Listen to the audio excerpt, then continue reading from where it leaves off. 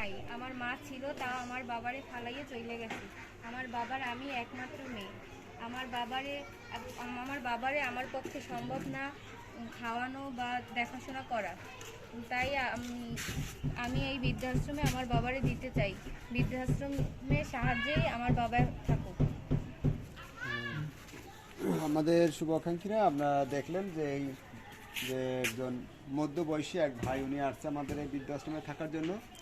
ওনার স্ত্রী অনেক আগেই চলে গেছে অন্যত্র, আর ওনার ছেলে সন্তান নাই, যার কারণে ছেলে বড় থাকলে তাদের উপর একটা নির্ভর থাকতো যে তাকে কামাই রোজগার করে খাওয়াবে।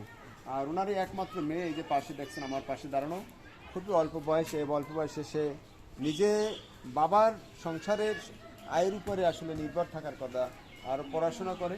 তো এই যে অল্প বয়সে সে কিন্তু কামাই করে খাওয়ার মতন এখনও উপযোগী নাই।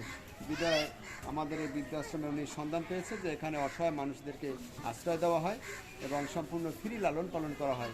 তার পরিপ্রেক্ষিতে আমাদের কাছে এখানে আসা। আমরা এই বৃদ্ধ উনি না হলেও মধ্য বয়সে সেটু দেখানো, ওনাকে ভালো করে একটু দেখান, একটু তাকানো সামনের দিকে। আপনার কেউ আছে এই মেয়ে ছাড়া? এবং শারীরিকভাবে আপনি হাঁটা চলা ভালো করে করতে পারে না, কামাই রোজগার করাবার মতো একটু হাঁটি দেখান দেখি একটু। খুবই অসহায় মানুষ উনি, প্রতিবন্ধী জীবনে। হ্যাঁ, এই যে এই অবস্থা উনি কামাই রোজগার করে খাওয়ার মতন ওনার শারীরিক সমর্থন নাই।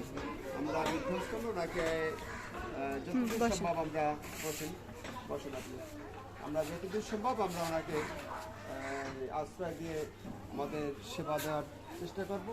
শুভাকাঙ্ক্ষীদের বলবো আপনারা আমাদের জন্য দোয়া করবেন। আমাদের এই সেবা কর্মটি যেন বাংলাদেশের সর্বত্র পৌঁছে দিতে পারে, তাই বেশি বেশি করে একটু শেয়ার করবেন এবং আপনাদের সাদৃশ্য মতন আমাদের ভালোবাসার উপহার পাঠিয়ে দেবেন। আমি মোহাম্মদ শাখাওয়াত হোসেন, এই বৃদ্ধাশ্রমটির প্রতিষ্ঠাতা এবং পরিচালক। আমার জন্য দোয়া করবেন, আল্লাহ যেন আমাকে ভালো রাখে, আর আপনাদের জন্য দোয়া রইল আল্লাহ যেন আপনাদেরকেও ভালো রাখে, সুস্থ রাখে, সহি সালামত রাখে। এই প্রতিষ্ঠা এই কামনা আমি মহান সৃষ্টির কাছে করি। সবাই ভালো থাকবেন। আসসালামু আলাইকুম রহমতুল্লাহ।